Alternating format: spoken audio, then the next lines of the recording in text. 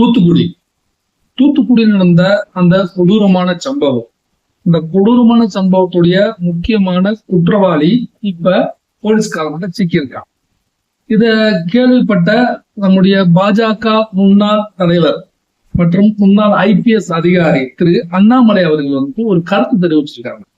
அவர் என்ன சொல்லியிருக்காரு அப்படின்னா, ஒரு ஆயுள் தண்டனை கொடுக்கப்பட்ட குற்றவாளி ஜாமீனில் வெளிவர்றாரு அப்படின்னா அவர் வந்து போலீஸ்காரவங்களுடைய கண்காணிப்புலதான் இருக்கணும்.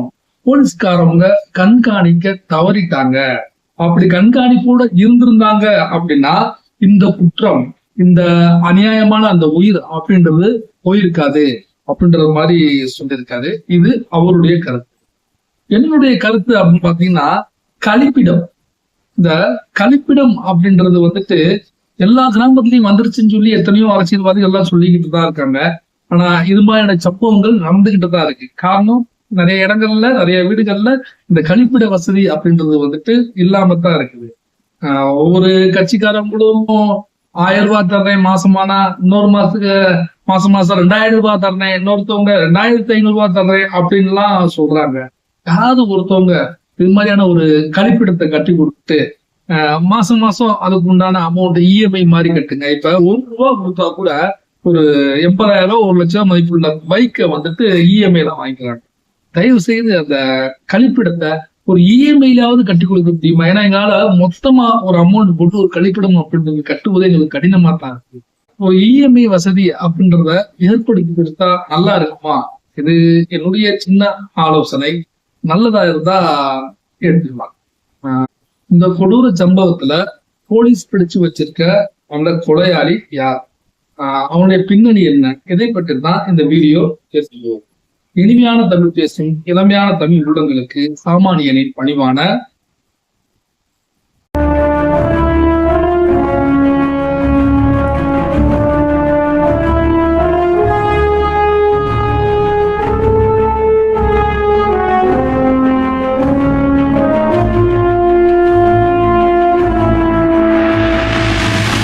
கடந்த மார்ச் 10ஆம் தேதி +2 தேர்வு எழுதிட்டு வீட்டுக்கு வந்திருக்க அந்த மாணவி மாலை நேரத்துல தன்னுடைய இயற்கை உபாதையை கழிப்பதற்காக காட்டு பக்கம் போயிருக்காங்க.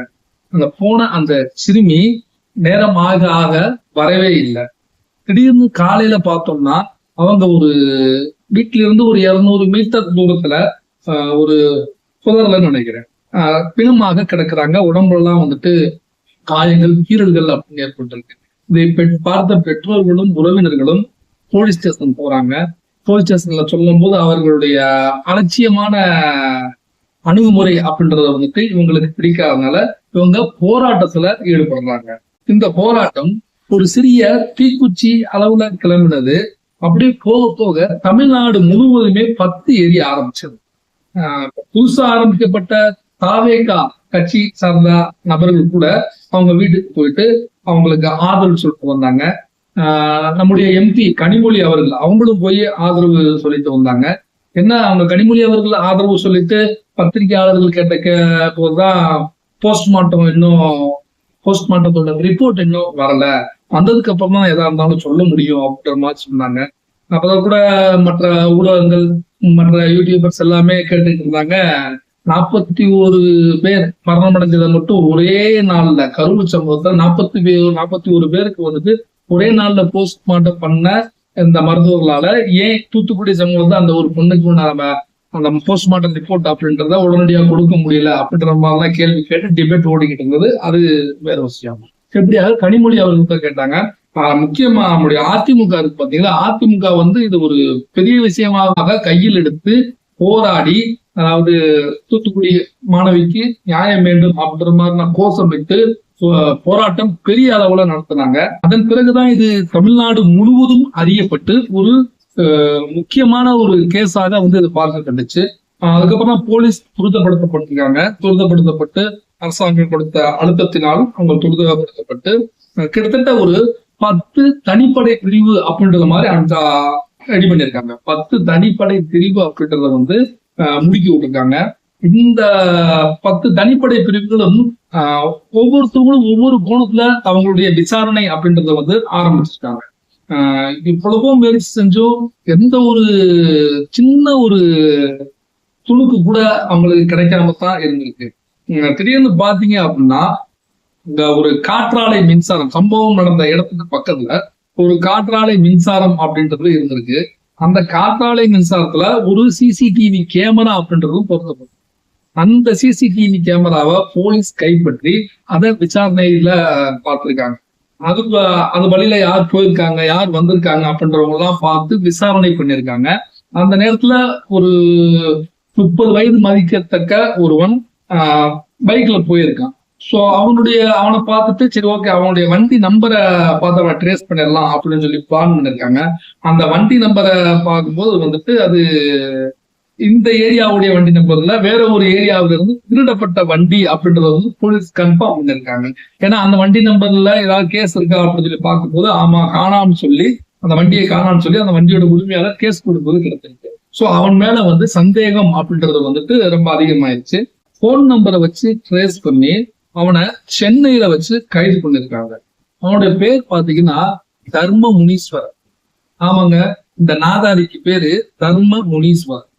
அவனுக்கு இன்னொரு பேர் கூட இருக்கு, அதாவது மாவீரன். ஆமா, மானம் கெட்டவனுக்கு பேரு மாவீரன் அப்படின்ற பட்ட பேர்லயும் வச்சு கொடுத்துருக்காங்க. அவன்கிட்ட விசாரணை நடத்தி முழு விவரங்களையும் தெரிஞ்சுக்கிட்டாங்க. ஆனா அவன் கொடுத்த அந்த வாக்கு மூலம் அப்படின்றது வந்துட்டு இன்னும் வெளிவரல. இப்போதைக்கு வெளிவந்த தகவலின் அடிப்படையிலேயே நான் இந்த செய்தியை உங்கள்கிட்ட சொல்லிக்கிட்டு இருக்கேன். இவனை போலீஸ் புடிச்சு விசாரிக்கும் போது முன்னுக்கு பின் முரணான தகவலை தான் அவன் கொடுத்திருக்கான். அது மட்டும் இல்லாம அவனுடைய சட்டையை கழட்டி பார்க்கும்போது நகை கீறல்கள் அப்படின்றது மாதிரியான கோடு கோடாக அவன் உடம்பு ஃபுல்லா இருந்திருக்கு. அந்த சிறுமியோடைய கை நகங்கள்ல பாத்தீங்க அப்படின்னா சில பாடி துகள்கள் இருந்ததாக போஸ்ட்மார்ட்டம் ரிப்போர்ட்ல சொல்லியிருக்காங்க. இவன் உடம்புலயும் வந்துட்டு நகை கீறல்கள் அப்படின்றது இருந்திருக்கு. சோ இது சந்தேகப்பட்டு அந்த டிஎன்ஏ டெஸ்டுக்காக அனுப்பும் போது அந்த சிறுமியோட நகை இடுக்குல இருந்த சதைகளும் இவனுடைய உடம்புல உள்ள அந்த சதைகளும் டிஎன்ஏ வந்து ஒத்து போக இது கன்ஃபார்ம் இவன் தான் அப்படின்னு ஒரு ஸ்ட்ராங்கான எவிடன்ஸோட போலீஸ் வந்துட்டு இந்த கேஸை கண்டுபிடிச்சிருக்காங்க. இவனை பத்தி இவனுக்கு ஏதாவது பழைய கேஸ் இருக்கா அப்படின்னு சொல்லி செக் பண்ணும் போதுதான் போலீஸ்காரங்களுக்கு பல அதிர்ச்சி ஊட்டக்கூடிய தகவல் அப்படின்றது கிடைச்சிருக்கு. என்னன்னு பாத்தீங்கன்னா இவன் 2020ஆம் ஆண்டே வந்துட்டு ஒரு வயதான மூதாட்டிய அவங்களை வந்து பாலியல் வன்புணர்வு செய்து அவங்க காதுல மாட்டிருந்த தண்டட்டி வரைக்கும் அறுத்துட்டு ஓடுது. இவன் மேல ஏகப்பட்ட திருட்டு வழக்கு அப்படின்றதுக்கு நகை திருட்டு, பைக் திருட்டு அப்படின்ற வழக்குகளும் இவன் மேல இருக்கு. அந்த மூதாட்டியோட கொலை வழக்குல இவனுக்கு வந்துட்டு ஆயுள் தண்டனை அப்படின்றது கொடுத்துருக்காங்க. அந்த மூதாட்டியுடைய வழக்குலயே பாத்தீங்கன்னா கொலை நடந்து 2 வருஷம் கழிச்சுதான் இவன் வந்து போலீஸ்ட சிக்கிருக்கான். இந்த ஆயுள் தண்டனை கைதி இப்ப ஜாமீன்ல வெளிவந்திருக்கான்.